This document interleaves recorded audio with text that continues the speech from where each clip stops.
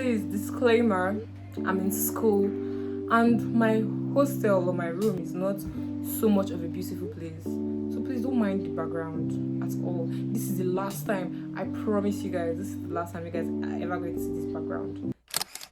Hi guys, welcome back to my YouTube channel. My name is Chichi Ebo, and if this is your first time on this channel, please don't forget to smash the subscribe button. And if this is not your first time but you have been watching this, you're watching my channel but you haven't subscribed yet, please, why haven't you subscribed? Do you want me to beg you? Please subscribe to my YouTube channel. So in today's video, I'm going to be talking about the story time, how I almost got kidnapped going back home from school. We all know that Nigeria is not safe. Nigeria wasn't safe then, and it's even worse now because election is coming up and like different things are happening right now. So please, you guys should be safe. Please be safe as you're going back home. Be safe. I don't know how to scream this enough. The boss, anyone, the Sienna you're taking back home, make sure it's verified. Make sure you know the person that connected you, or I don't know how you people used to do it, but just make sure, just be safe. Yeah, without further ado, let's get right into the video. But there is I'm sure going to do my makeup while telling you guys the story. My face has already been primed and has already been set for this video. Chill. So I'm just going to get right into telling the story.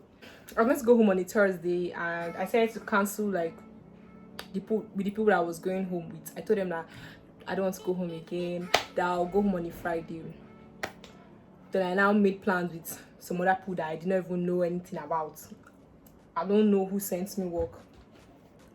So the next day we're to go home from, I live at Abuja. We're meant to go from Ekiti to Abuja.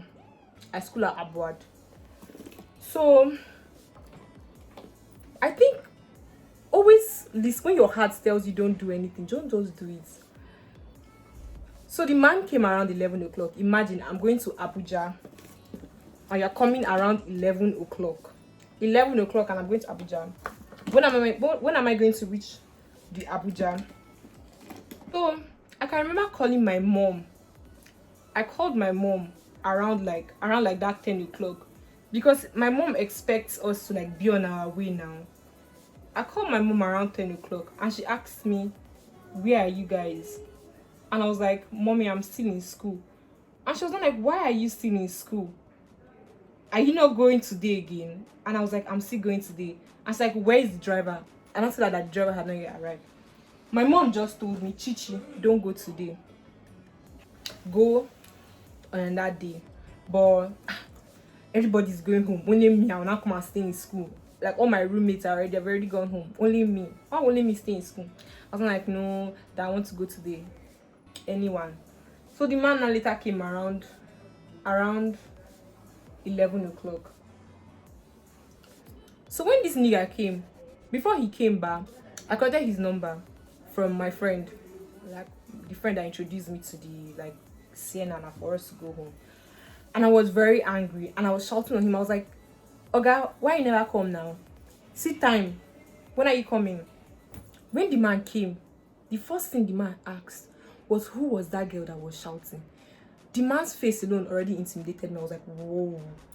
Sha, I was not there when he was asking, but that was what my friend said when I came. He was like, he was asking like, who was that girl that was shouting? My friend now told him that the girl is no more coming again, that the girl says she's no more coming. So that one just passed. We now entered the bus now. Please, the Sienna. We're now going back home. So as we enter the Sienna, see, everybody knows. I don't know how to explain this. Like for those people that are not in Abuad, like for people that are not in Abuad that are viewing this. When you are going to Abuja, you follow this way. Like you go through your left. That's the way to Abuja. But that day, this man went to the right. So me, I was already confused. I was like, wait, why is this man going to the right? But you know what happened? I don't know. I just slept off. Like immediately, almost immediately I entered the bus. So let's say like about an hour later, I woke up and I was still in school. I say, how am I still in school? I'm waking up and I'm still in school. And I asked the babe that was sitting beside me, was like, wait, why are we saying Abuad? And she was not like, that the man came back, that he doesn't know the way. I said, God, what is happening? My mom now called me when we were in school now. My mom called me. She was not like, Chichi, where are you? I didn't even have the mind to tell my mom that, oh, I'm still in school. Oh, because she had already told me earlier on that, Chichi, stay back. Don't go today. So I just said that we're already on our way, stuff like that. We now started going now. Like, we just like, driver kept on going. He now stopped at like one weird place like this, like somewhere we had never stopped before. Like he stopped there to buy food. Then in my mind I'm like, why is this man stopping here? The other girls were now asking him that, Oga, why are you stopping here? That this is not the normal place we used to stop to buy food now. Because everybody knows that, like, if you're going to from Ekiti to Abuja, there's always one place where you stop, and I heard that they give drivers free food there. I don't know how true this is, but that's what I heard, that they give drivers free food now. So like, why are you stopping at a different place? If they give drivers free food, then why are you now stopping here?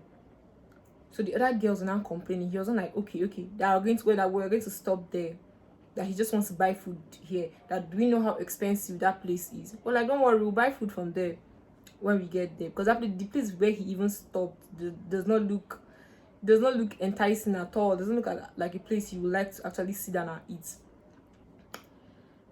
So he now went to go and eat now. Apparently that's what he said he was going to do and do. He now entered the car. After that place, that car stopped 3 times.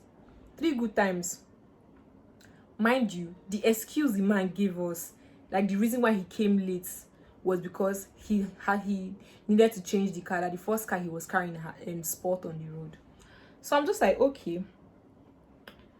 I was just confused. I was like, okay, actually you said that the car spot on the road. Then why are you not bringing on that sports car again? You guys should keep this thing in mind, that this man did not collect money from any of us in that car. None of us. He did not collect 1 naira from any of us. And we all know that before you enter inside any car, you have to pay the driver. I don't know. That's how it is in Nigeria. I don't know which other place. I don't know where the man came from. They don't need to collect money first. We even asked him when he was inside the car, are you not collecting money? He said no, that later when we get there, we'll give it to the company people. I say, okay. Now company hand where we don't enter, one chance. God help us in Jesus' name. You guys, let me finish my eyebrows, then I'll come back and keep on telling the story. So after that place, the car stopped like 3 good times. The first time it stopped, we were at the middle of nowhere. Like after he went to go and eat now. Then the car started again. Then it stopped again. At this other time, we're at the front of a filling station. Empty. Like, you know, all those filling stations that are just like at the middle of nowhere. Then there was one person that came to come and help us. See, the guy seemed like a mechanic now. I don't even know what they were doing. I think he stopped more than 3 times, maybe 4 times. I can't remember. I don't really remember what they were doing. I don't know what they were doing, but they were trying to like walk the car out now. I know time was already going. We started this journey late. So I now called my mom. I was like, Mommy, this is the second time the car is stopping. Because I know I did not call her the first time. It was like the second time. But this second time the car is stopping, that I don't know what's happening, stuff like that. She wasn't like, okay. My uncle lives at Kogi State. And we're very close to Kogi State. So she wasn't like, okay, that she's going to send my uncle to come and look for me, like, on the roadside. And that, like, anywhere he sees me, that he should just pick me, that I should not just come to Abuja again, that she doesn't know what's happening. My mom was just on ease that day. So I was like, that there's no problem, that she just forget about it, that I'll still get home last. Even though I get home late, I'm still going to get home. But she was like, she was not like really feeling any, like, she was just on ease. So she wasn't like, she now sends my uncle now to come and pick me up and stuff like that. That anywhere he sees me, that he should just like pick me. So the car now started again now, because a mechanic was there. So in my mind I was like, thank God, dude, the car started again. And I called my mom. I was like, Mommy, the car started again. She was like, thank God. That she should tell my uncle not to come again, that he should not disturb himself. She wasn't like, okay. That's how the car just stopped again. In fact, the man parked. because the man literally parked. He just parked the car at one place. The driver came out of the car. He just came out of the car and said he just stood outside. So all of us inside the car were like, why is this man standing outside? Everybody was already panicking. They're like, why is this man? He just came. I think that was like the fourth time that the car stopped. He just came out of the car and was just standing. They were like, when I came, me and one girl, when I came out of the car, we're not asking him like, Oga, what's happened now? He did not. Have you ever been shunned in your life? He did not answer us. He just did as if like we are thin air, we don't exist, like there's nobody standing at his home. Okay, what's happened? So what are we going to do? He never answered us. He was not doing as if he was looking for something. So in our minds, what is this man looking for? That's what was in my mind. I don't know about the other girl. Before you know, the man just stopped bike. Enter bike, and started going. Oga. He did not answer us. He just left. So I can remember the time it was around at 5 something or to 6. We're at the middle of nowhere. 5 girls inside the bus, middle of nowhere. We did not know anybody. I can remember what there was a babe she was literally crying because she was panicking. Like, we're at the middle of nowhere, it's to 6. What are we going to do? There was this Fulani man that was, please, I'm not trying to be tribalist or anything, but like, we're in Nigeria, come on. There was this Fulani man that was passing and he just kept looking back. I can remember that place was empty, but there was like a mountain at the front. They called that place Crusher.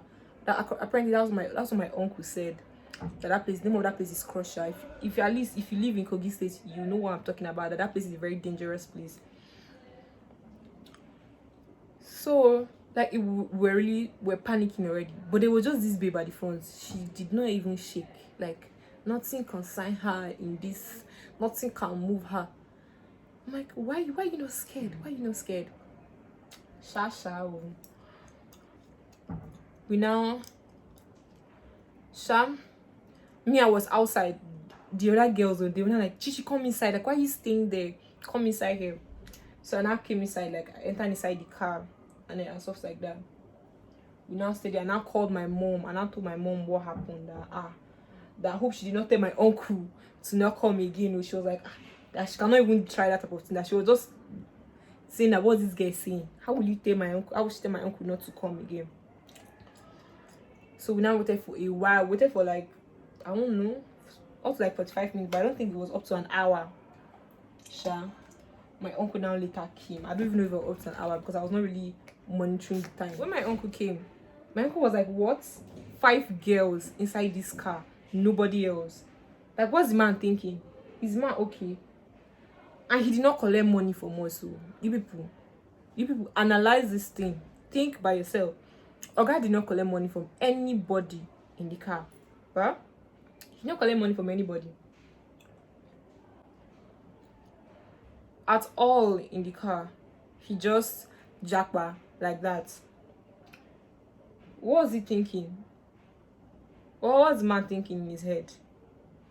How will he just leave us like that? He did not tell us if he was going to come back, if he went to, even though you went to get a mechanic, people are traveling with you on the road and you want to get mechanic, you will not tell them that, oh, you are going to go and get mechanic. Normally, if bus should spoil on the road, or if a car you're traveling is spoiled on the road, the other passengers will look for a means to start. So you have to look for another means to go to your house. If you want to sleep there that night. So this is the end result of my mini list. So like normal now, if you're traveling on the road in Nigeria and your car stops or your car spoils, the passengers will have to find their route through another bus because obviously they're going to sleep on the road. So what were you planning? Instead of the guys to like probably like help us get on that means to get back home, because there are buses just passing around, but we didn't know because we're still small children then. Around that time I was still 18 years old. So it's not as if I've been on the road for a very long time or traveling to different places. So my uncle just helped the other girls to like get rides to go back home, and I just followed my uncle straight to his house. Then the next day and I went back to Abuja.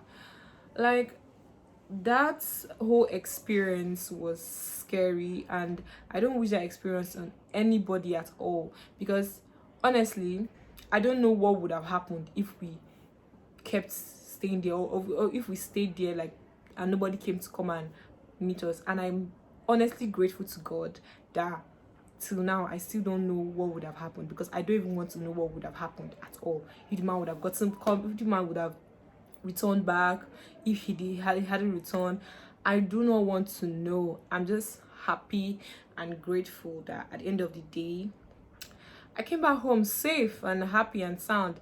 And it was Christmas period, so many things were running inside our head, as because we waited for that bus driver for like an hour. We were inside that car, we were waiting. Where did the man go to? And he was just wait. So in my mind I was just thinking about everything. Like, wait, all these things, were they intentional? That the man did not come early, he came around 11 o'clock, that he took another route, telling us that he does not know the way. Like, I don't understand. So you guys, as you're going back home, please be safe. Nigeria is not a safe place. Please be safe. Don't trust anybody or anybody. I don't know how they say that stuff, but don't just trust anybody. Please be safe as you're going back home. So thank you guys for staying to the end of this video. And if you haven't still subscribed, why haven't you subscribed? Please subscribe to my YouTube channel. Love and light. See you guys in my next video.